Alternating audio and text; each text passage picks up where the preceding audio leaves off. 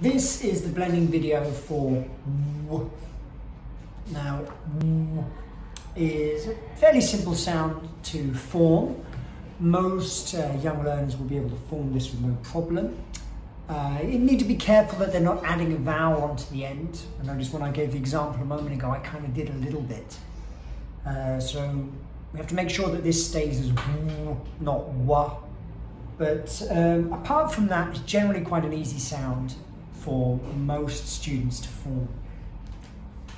Its blending is also relatively simple. We can transition very, very smoothly from this into vowels. In fact, in phonology, it's sometimes called a semi-vowel, the W sound. So, wa, we, wa, wa, wi.